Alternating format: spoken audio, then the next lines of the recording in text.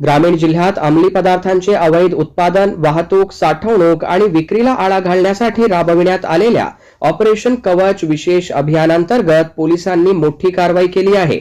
विविध पोलीस ठाण्यांमध्ये जप्त असलेल्या एकूण 4,45,80,000 रुपये किमतीच्या 1,486 किलो गांजाची होळी करण्यात आली। जिल्हा पोलीस अधीक्षक निकेतन कदम यांच्या मार्गदर्शनाखाली जिल्हा अंमली पदार्थाविरोधात विशेष शोध मोहीम, संशयित ठिकाणांवर छापे, युवकांमध्ये जनजागृती आणि व्यसनमुक्तीचा संदेश देण्याचे काम ऑपरेशन कवच अंतर्गत सुरू आहे। याच अभियानाचा एक भाग म्हणून जप्त करण्यात आलेला मुद्देमाल नष्ट करण्याची प्रक्रिया राबविण्यात आली।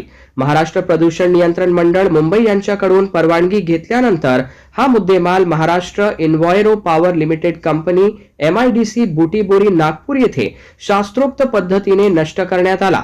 अमरावती ग्रामीण जिल्ह्यातील विविध पोलीस स्टेशनमध्ये 47 गुन्ह्यांमधील एकूण 1,486 किलो वजनाचा गांजा जप्त करण्यात आला होता।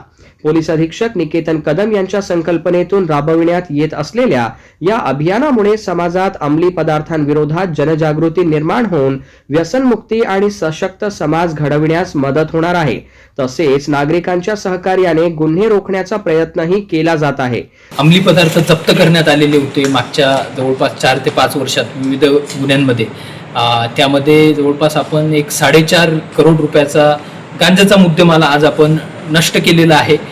तो 47 गुन्ह्यांमधील मुद्देमाल होता। तसेच आपण आज सर्व पोलीस स्टेशनच्या हद्दीत मोठ्या प्रमाणात एक जनजागृती प्रभात फेरी चं आयोजन करण्यात आलं होतं। जवळपास 10,000 विद्यार्थी संपूर्ण जिल्ह्यात याच्यामध्ये सहभागी झालेले आहेत।